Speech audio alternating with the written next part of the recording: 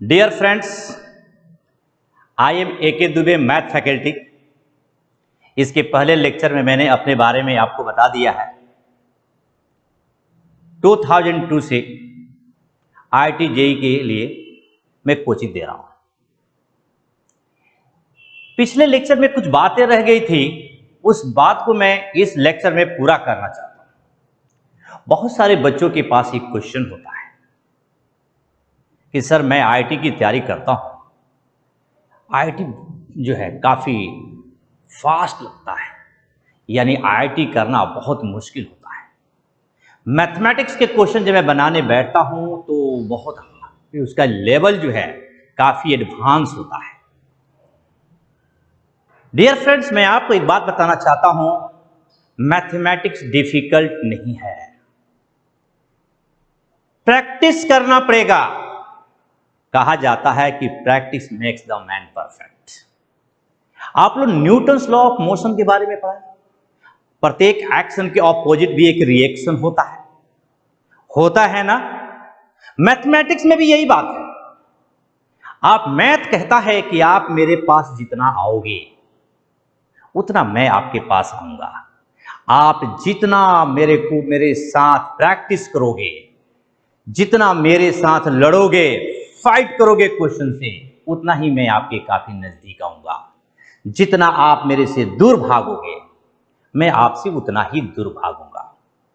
कहने का मतलब क्या है कि Newton's third law of motion mathematics में भी होता है। आप जितना प्रैक्टिस करते वो आपके पास उतना ही आता है। मेरा मानना है कि हर दिन सुबह जब आप उठिए तो एक बार जरूर बोलिए, I can, I can, I can, I can. मैं IIT कर सकता हूं, मैं कर सकता हूं, मैं कर सकता हूं। आप जितना बार भी रिपीट करते हैं कि मैं कर सकता हूं, तो एक दिन आप अवश्य ही कर जाएंगे। निश्चित है, श्योर है, क्योंकि वहां पर अट्रैक्शन लगता है। 12th के बच्चों के लिए हमने यहां नाम दिया है इनसाइट। इनसाइट बैच आपके नाम से आप जाने जाएंगे। और जहां तक बात है हमारे एडुराइज इंडिया एक इंटीग्रेटेड लर्निंग प्लेटफॉर्म है for JEE mains plus JEE advance foundation, ठीक है, NEET board exam, NTSC, KBPY और क्लास 9 और 10। इसमें हम बात करेंगे आज 12th क्लास के बच्चों के लिए। तो इस लेक्चर में मैं आपको बताऊंगा कि 12th में जब 12th की जो टॉपिक है उसमें सबसे पहले हम लोग बेसिक रिव्यू देते हैं, और इस बेसिक रिव्यू के मीडियम से हम आपको बताएंगे इनइक्वालिटी के बारे में। ऐसे इनइक्वालिटी 11th क्लास में भी मैं आपको पढ़ा चुका हूं, मॉडुलस के बारे में, लोगरिथम के बारे में, इनके ग्राफ के बारे में, और कुछ definition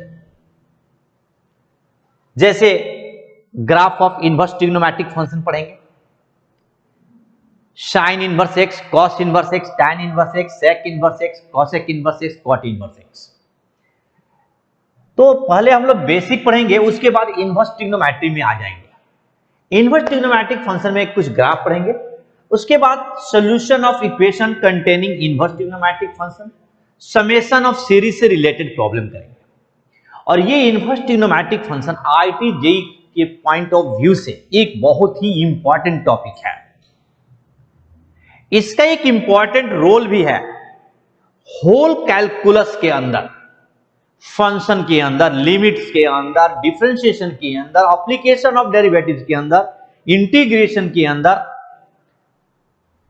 indefinite integration, definite integration, differential equations. तो मैं आपको यह बात बताना चाहता हूं कि इनवर्स ट्रिग्नोमेट्रिक फंक्शन जो एक इंपॉर्टेंट चैप्टर है, जो 12th में हम लोग बेसिक रिव्यू के बाद इनवर्स ट्रिग्नोमेट्रिक फंक्शन के बारे में पढ़ते हैं। पढ़ने के बाद हम लोग आखिरी में सीट डिस्कशन करते हैं, जो एडुराइज इंडिया के द्वारा जो स्टडी मटेरियल है, जो असाइनमेंट है, उसका डिस्कशन करते हैं। दूसरा चैप्टर आता है आपका डिफरेंशिएशन। यही हमारा ऑर्डर है पढ़ने का। इसके बाद हम आपको डिफरेंशिएशन पढ़ाएंगे। डिफरेंशिएशन हम लोग पढ़ लेंगे, उसके बाद हम लोग डिफरेंशिएशन के तुरंत बाद फंक्शन टॉपिक पर आएंगे। ये जो फंक्शन टॉपिक है, होल कैलकुलस इससे रिलेटेड है।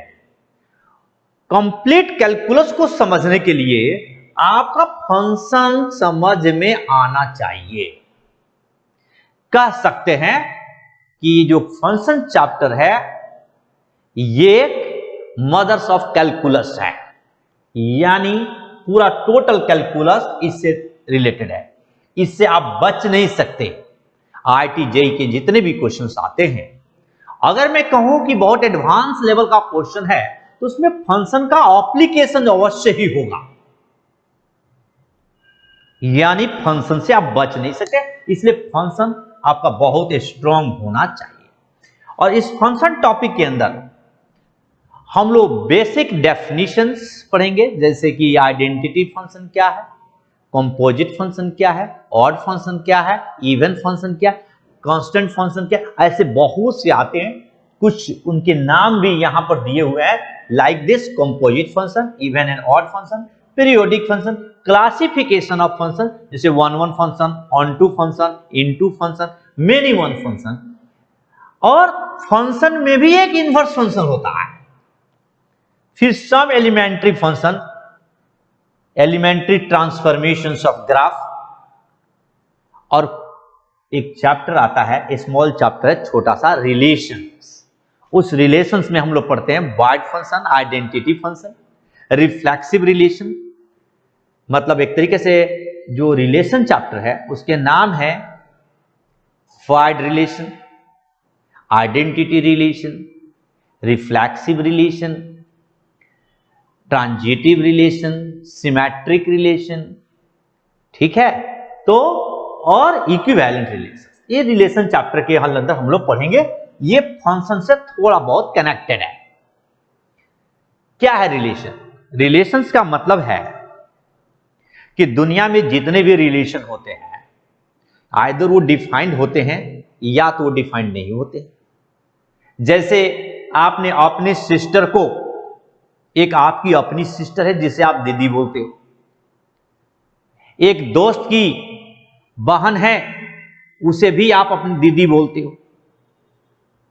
तो जो अपनी सिस्टर है ये तो वेल डिफाइंड है, और जो दोस्त की बहन है जिसको आप दीदी बोलते हो वो भी सिस्टर है, लेकिन वो अपनी सिस्टर नहीं है। एक तरीके से मुंह बोली बहन जिसको हम लोग अपनी भाषा में कहते हैं, लेकिन रिलेशन है। और जो अपनी सिस्टर है वो वेल डिफाइंड है। तो जो वेल डिफाइंड होते हैं उसे फंक्शन कहते हैं। समझ में आया? आगे बात करते हैं। जब रिलेशन चैप्टर खत्म होगा तो हम लोग लिमिट चैप्टर पर आएंगे, और यहां से लिमिट की definitions, algebra of limit, some standard results on limits, some important expansions जैसे log 1 plus x, e के power x, sin x, cos x, tan x, इन सब का एक्सपेंशन पढ़ते।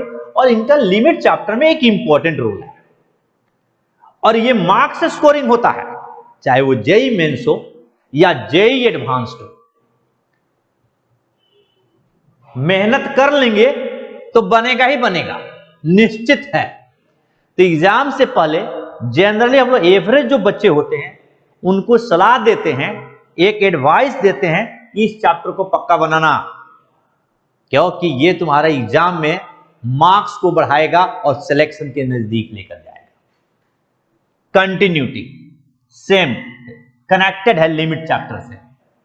डिफरेंशियबिलिटी, ये सब एक दूसरे से कनेक्टेड है। अब इस डिफरेंशियबिलिटी के अंदर हम लोग बहुत सारे चैप्टर पढ़े, बहुत सारे पार्ट हैं, जैसे कि function, maxima, minima, recurrence relation, different method of differentiation, algebra of derivative and L hospitals rules. उसी प्रकार से जो कंटिन्यूटी था, इसमें था कंटिन्यूटी क्या है, जिसमें right hand limit, left hand limit, और किसी पॉइंट पर फंक्शन की वैल्यू निकालते हैं। फिर उसकी ज्योमेट्रिकल मीनिंग देखते हैं कि ग्राफ में, ग्राफ द्वारा कि उसकी ज्योमेट्रिकल मीनिंग क्या है, ठीक है। फिर इंटरमीडिएट मीन वैल्यू थ्योरम के बारे में स्टडी हम लोग करते हैं। नेक्स्ट है एप्लीकेशन ऑफ डेरिवेटिव्स। जब आप एप्लीकेशन ऑफ डेरिवेटिव में पहुंचेंगे डिफरेंशिएशन पढ़ने के बाद, डिफरेंशिएबिलिटी के बाद, तो रॉल्स थ्योरम के बारे में जानेंगे, लैग्रेंज मीन वैल्यू थ्योरम के बारे में जानेंगे। उसके बाद हम लोग पढ़ेंगे मोनोटोनिसिटी। मोनोटोनिसिटी का मतलब है इंक्रीजिंग एंड डिक्रीजिंग फंक्शन। उसी में आएगा maxima and minima of a function, concept of global maxima minima, word problem and cubic polynomial. Word problem जो क्वेश्चंस होते हैं जिसमें क्या आता है कि एक कोन है, उसकी वॉल्यूम दिया गया है, रेडियस और हाइट में रिलेशन क्या होगा यदि उसका सरफेस एरिया मैक्सिमम या मिनिमम है, जो भी कहना है क्वेश्चन में कहता है। उसके बाद में हम लोग सीट डिस्कशन करते हैं। जैसे ही सीट डिस्कशन हुआ यहां तक में आपका डिफरेंशियल कैलकुलस समाप्त, यानी whole calculus is divided into two parts. One of them is called differential calculus and other is integral calculus. अब हम लोग बात करेंगे इंटीग्रल कैलकुलस के बारे में। इंटीग्रल कैलकुलस में सबसे पहले जो आता है वो है इनडेफिनिट इंटीग्रेशन। इनडेफिनिट नाम में ही काम है, इनडेफिनिट मतलब अनिश्चित। मेथड चेंज कर दोगे तो आंसर थोड़ा अलग दिखेगा, लेकिन अगर आपके अंदर ऑलराउंडर हैं, आपका बेसिक कंसेप्ट बहुत क्लियर है, आपने अच्छी प्रैक्टिस करी है, तो आंसर मैच कराना मुश्किल नहीं है। क्वेश्चन बन जाते हैं, आंसर मैच कराने में दिक्कत होती है। अब आप कहोगे कैसे? क्योंकि tan x का जो इंटीग्रेशन का फॉर्मूला होता है वो log sec x होता है। आप कहीं कहीं पर लिखा रहता है माइनस log cos x। क्यों? उस sec x को 1/cos x को लिख करके log m/n करेंगे तो आ जाएगा। तो क्या ये बेसिक नॉलेज तो आपको होना चाहिए, ठीक है? तो ये इनडेफिनिट इंटीग्रेशन है, एग्जाम में एक क्वेश्चन रहने की संभावना है। अब आइए इस इनडेफिनिट इंटीग्रल्स के अंदर हम लोग क्या क्या पढ़ते हैं। Generally integral as a antiderivative, कहते हैं ना integration is the inverse process of differentiation, और जहां इनवर्स लगता है वो एंटी डेरिवेटिव हो जाता है। तो बात यहां पर यह है कि आप यहां पढ़ेंगे list of standard formula, integration by substitution, integration by parts, integration by partial fraction, algebraic integrals, trigonometric integrals, successive reduction in integration. इसके बारे में हम लोग पढ़ेंगे। ये विचार करेंगे कि आपको 12th का सिलेबस भी हमें आपको पूरा देना है, तो कितना हम लोग आपको दे सकते हैं, क्योंकि समय तो अभी कम है, लेकिन फिर भी हम लोग जो इंटीग्रेटेड ऑनलाइन प्लेटफॉर्म है इस मीडियम से 12th की टॉपिक को हम लोग पढ़ाएंगे, ठीक है। दूसरा है definite integration, most important topic. आप प्रीवियस ईयर्स का 40 ईयर्स का क्वेश्चन निकाल कर देख लोगे ना, तो अगर इनडेफिनिट में 20 क्वेश्चन अगर होगा तो 100% गारंटी के साथ कहता हूं कि इसमें 70 क्वेश्चन होगा। मतलब समझ जाओ हर बार क्वेश्चन आता है। आईटी जेई में एडवांस में सबसे ज्यादा क्वेश्चन आने वाला टॉपिक है डेफिनिट इंटीग्रेशन। बहुत मेहनत करना होगा इस पर। क्या क्या पढ़ते हैं डेफिनिट इंटीग्रेशन में? Geometrical interpretation of definite integral, fundamental theorem of calculus, general principles चाहे general properties of definite integrals, ये definite integral of piecewise continuous function, periodic properties of definite integrals. जब आप पढ़ाएंगे तो इसके बारे में हम आपको क्लियर बताएंगे। नेक्स्ट है आपका differentiation of definite integrals, approximation of definite integrals, definite integral as the limit of sum। ये यहां तक पढ़ने के बाद आपका डेफिनिट इंटीग्रल समाप्त होता है। डेफिनिट इंटीग्रल के बाद एक स्मॉल टॉपिक आता है जिसको हम लोग कहते हैं एरिया अंडर द कर्व। इसमें हम लोग ग्राफ को रफ स्केच करते हैं और एरिया निकालते हैं इंटीग्रेशन की मेथड से, और 5 से 7 क्लास में ये टॉपिक समाप्त हो जाता है। एक क्वेश्चन आने की संभावना हमेशा रहती है। नेक्स्ट है differential equations, marks scoring topic. अगर पीछे वाला बहुत अच्छा है तो इसमें कोई दिक्कत नहीं, यानी जितना हमने अबव में डिस्कशन किया है, अगर आपको डिफरेंशिएशन आता है, अगर आपका इंटीग्रेशन क्लियर है, तो डिफरेंशियल इक्वेशन श्योर शॉट आपका इसका क्वेश्चन बन जाएगा। डिफरेंशियल इक्वेशन में क्या पढ़ते हैं?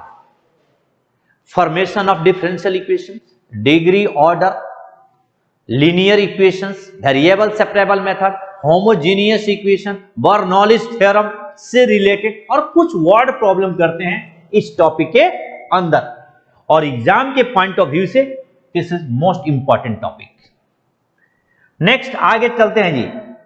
जैसे ही आपका इंटीग्रल कैलकुलस समाप्त होता है तो आपकी दुनिया में एक नया चैप्टर की एंट्री होती है, वेक्टर और 3 डायमेंशनल ज्योमेट्री। मेरे हिसाब से ये दोनों ही जेई मेंस और जेई एडवांस्ड के पॉइंट ऑफ व्यू से मोस्ट इंपॉर्टेंट टॉपिक माने गए हैं। सबसे ज्यादा जो इंपॉर्टेंट टॉपिक है वो है आपका 3 डायमेंशनल ज्योमेट्री। मेहनत कम करो, मार्क्स ज्यादा आते हैं। एक चैप्टर है इसमें स्ट्रेट लाइन इन स्पेस और दूसरा चैप्टर है प्लेन। 2 चैप्टर बना लो, 4 to 5 क्वेश्चन जेई मेंस में और जेई एडवांस में भी क्वेश्चन आ रहे हैं। जेई एडवांस में ये कहना मुश्किल है कि ज्यादा क्वेश्चन किस टॉपिक से आएंगे, बट इतना श्योर है कि this is most important topic. इससे कम, लेकिन ये भी कम नहीं है। थोड़ा सा मेहनत करो, वेक्टर के क्वेश्चन सॉल्व।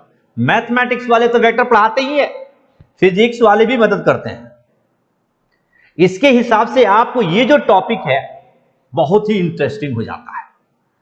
आईआईटी जेई को क्रैक करने में इन 2 चैप्टरों का बहुत ही इंपॉर्टेंट रोल है, तो इस पर आप बहुत ध्यान से मेहनत आपको करना है जी। वेक्टर में क्या क्या पढ़ते हैं, ये तो आपका बेसिक डेफिनेशन है कि आप एडिशन ऑफ 2 वेक्टर कैसे करेंगे, मल्टीप्लीकेशन ऑफ वेक्टर कैसे बनाएंगे, लीनियर कॉम्बिनेशन क्या क्या यूज है, कोलरिटी के लिए क्या कंडीशन है, कोप्लरिटी के लिए क्या कंडीशन है, इंडिपेंडेंट वेक्टर्स के लिए क्या कंडीशन है, orthogonal system of unit vectors के लिए क्या कंडीशन है।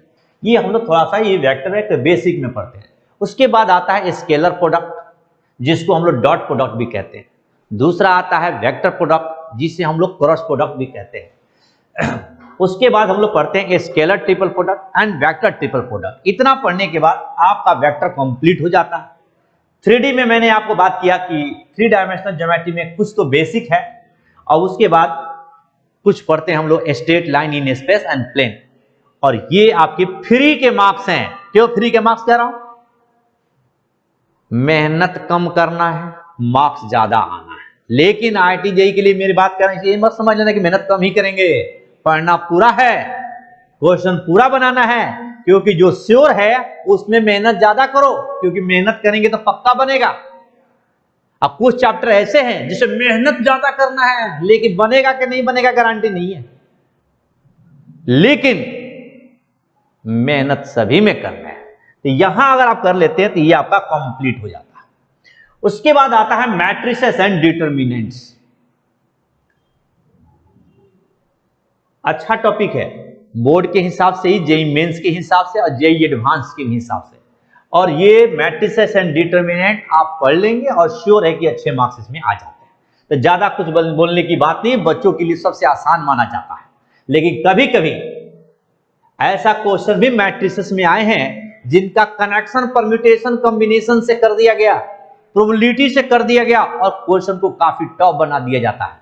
इसका मतलब है कि इसको आसान मत समझना, क्योंकि देखने में लगता है आसान, लेकिन कभी कभी हो जाता है ये बहुत हार्ड, इसलिए मेहनत करना होगा। जब प्रोबेबिलिटी, इसको कहते हैं कि ये परम्यूटेशन कॉम्बिनेशन जो 11th का टॉपिक है उसका चचेरा भाई है। मतलब कहने का मतलब यह है कि जितना प्रॉब्लम परम्यूटेशन कॉम्बिनेशन करता है उतना ये भी करेगा। लेकिन टॉपिक तो इंटरेस्टिंग है, पढ़ने में बहुत मजा आता है। हाँ, एक ऐसा क्वेश्चन इसमें बन सकता है कि जल्दी बने नहीं, लेकिन जिन बच्चों का आईक्यू अच्छा है, जो लेबोरियस है, जिनकी अंडरस्टैंडिंग पावर है, उनके लिए कुछ है ही नहीं। और आईआईटी में कभी ऐसा क्वेश्चन नहीं आया कि बच्चे से बन ना सके, बट बच्चे थोड़ा बहुत डरते हैं, और डर के आगे जीत है। तो मेरा कहना है कि डरो बट जीतो। Next, solution of triangle. JEE advance के पॉइंट ऑफ व्यू से this is most important topic. जरूर बनाना चाहिए। ना तो इसको 11th में समझा जाता है और ना ही इसे 12th में समझा जाता है, क्योंकि ना तो 12th में कभी एग्जाम में आता है और ना ही ये 11th के एग्जाम में आता है। लेकिन IIT JEE में हर बार एक क्वेश्चन आता है, उसके हिसाब से ये मोस्ट इंपॉर्टेंट क्वेश्चन है। कभी कभी ज्यादा मार्क्स के क्वेश्चन भी इसी टॉपिक से आ जाते हैं। मैथमेटिकल रीजनिंग JEE एडवांस्ड में नहीं आता है, लेकिन JEE मेंस में श्योर आता है। और ये 2 क्लास अगर पढ़ा दिया जाए तो ये मान लिया जाता है कि 4 मार्क्स आपके पक्के। मैं क्यों कह रहा हूं, जब से मैं पढ़ा रहा हूं और जब से ये सिलेबस के अंदर आया, 2 क्लास से ज्यादा मैंने कभी नहीं पढ़ाया। और जितना बच्चा क्लास ने अटेंड किया वो सारे बच्चे इस टॉपिक को करके आए। यानी मेरे हिसाब से मैथमेटिकल रीजनिंग एक मार्क्स स्कोरिंग है और श्योर शॉट है आपका बन जाएगा। स्टैटिस्टिक्स फॉर्मूला बेस्ड है, इसमें हम लोग पढ़ते हैं mean, median, mode, variance, standard deviation. 50 question बढ़िया से बना लो, एक क्वेश्चन श्योर। ये भी आपका JEE मेंस में आता है, JEE एडवांस में आने की गारंटी नहीं है। edurigeindia.com से जुड़ने के लिए आप हमारे वेबसाइट पर जाइए edurigeindia.com पर। वहां पर जाकर आप एक रजिस्ट्रेशन कीजिए, फिर हमारे YouTube पर आइए। YouTube पर जाने के बाद लाइक करें, सब्सक्राइब करें और शेयर करें। सोशल मीडिया के माध्यम से आप मेरे को जुड़ सकते हैं।